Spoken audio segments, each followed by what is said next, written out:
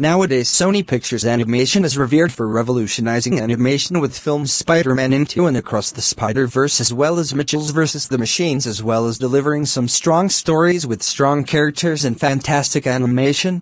But IT wasn't always like this. In fact, half a decade ago, the opposite was true, where they were known for not innovating the animation industry in any way, doing only the bare minimum, sticking the most cliché of plots, writing the most cliché and uninteresting, with some of the cheapest, most uninventive animation in cinematic history. The crown jewel of this crappy-ass reputation was the Emoji Movie. A movie that had the most barb-on premise, with some of the most cookie-cutter characters, and the most cookie-cutter world any animated film could be set in. And in 2017, that's what we got. IT was absolutely obliterated by critics as well as the audience, getting a 0% on Rotten Tomatoes, and while IT did make a small profit at the box office, IT wasn't enough to get a sequel off the ground, and the movie has since become known as one of the worst animated films of all time, and yet I don't think it's that bad. Now don't get me wrong, I'm not saying it's a good film, but I wouldn't say it's a bad film either, at least not a movie that warrants being labeled one of the worst animated films of all time. Let me explain. This is the Emoji Movie and why it's not so bad. Just sit back, relax, eat some popcorn, drink some cherry coke and enjoy the video. Now, like I said, the Emoji Movie has a pretty barb-on premise with cookie-cutter characters and world. Now, like I did with the Ant Bully, I'm going to start off talking about the story. Like that film, we've all seen this story done many times, where a main character starts off as an outcast. He wants to fit in. He messes up in some way. He tries to change himself but then realizes he's perfect the way he is. And IT results in a believe in yourself message that no matter what you look like or how you function, you are perfect the way you are. Now that message is a very important message and you can use IT, but the reason why IT doesn't really work here is because the main character Gene isn't interesting. He's just the same underdog protagonist we've seen in many other animated films before, most notably Shrek, Happy Feet, A Bug's Life and many more. You could say he's nothing more than just the trope, and not much else, because there is very little to his character outside of that. And the rest of the characters aren't that much better. We have Gene's love interest Jailbreak. WHO, just like Gene, is nothing more than a trope.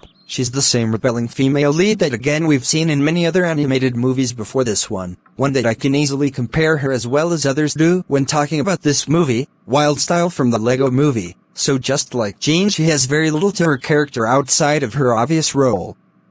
Then we have High Five. WHO is just the idiot comic relief. WHO, you guessed it, is nothing more than a trope, and very little elsewhere. Same could be said for the villain Smiler. WHO is so forgettable I forget she even existed, and the other characters like Gene's parents and Alex are in the movie so little I forgot they even exist.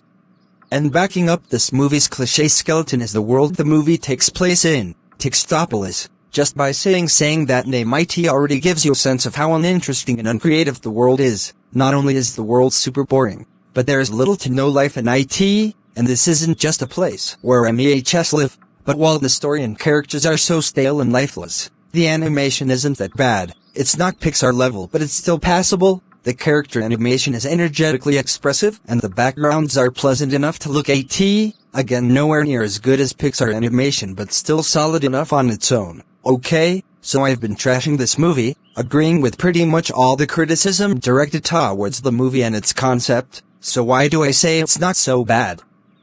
Well, because IT isn't. When you really look at the movie and how IT executes its story as well as its concepts, IT really is just a nothing movie. There's nothing really that excruciatingly awful about IT, especially when you compare IT to shit like Food Fight or most of the Disney sequels, which are much more painful to watch. This one is just very underwhelming and forgettable. And in my opinion, not worthy of being called one of the worst animated films of all time. Fuck, not even the worst Sony animated movie. Yes, it's the most unoriginal and cliched movie and doesn't have anything going for IT, but for a movie based around emojis, IT could have been so much worse. If I was watching FX and IT came on, IT wouldn't be so bad sitting through IT, certainly not as much as the amazing Spider-Man 2. The only truly awful thing in this movie is its blatant advertising of apps like YouTube, Facebook, Just Dance and Candy Crush, but other than that, there's really nothing to get that angry over. It's a film will continue to drift into obscurity as the animation industry moves on to create so much more inspiring and innovative content. Just look at what Sony has done since then. They never even bring this movie up, just shows that this movie anything other than a bump in the road.